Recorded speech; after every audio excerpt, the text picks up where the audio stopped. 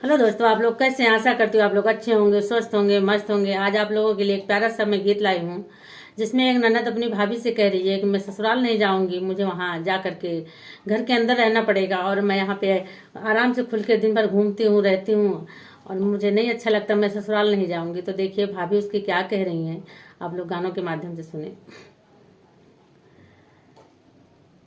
जाबे ना ससुररिया भौजी, जाबे ना ससुररिया, काहे जिद ठान्यू ननदी सुघरिया, काहे जिद ठान्यू ननदी सुघरिया।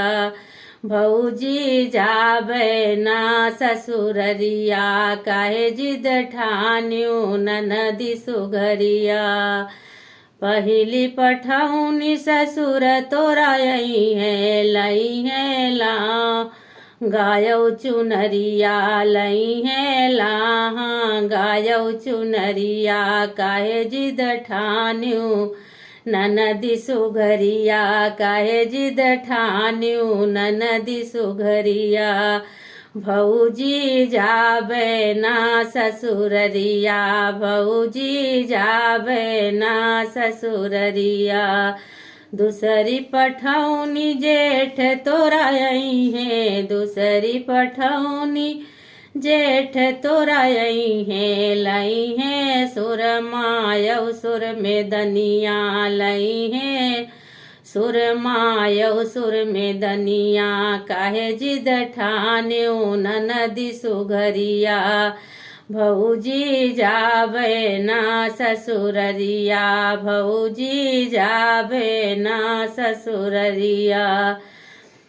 तीसरी पठौनी देवर तोरा यही है, तीसरी पठौनी देवर तोरा यही है, लई है डोलिया यऊ का हरवा, लई है डोलिया यऊ का हरवा, काहे जिद ठान्यू ननदी सुघरिया, काहे जिद ठान्यू ननदी सुघरिया।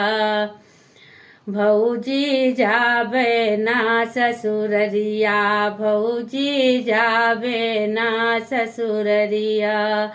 चौथी पठौनी तोहर पिया यही है, चौथी पठौनी तोरा पिया यही है, लई है सेंदूर यौ सेंदूर दनिया, लई है सेंदूर यौ सेंदूर दनिया।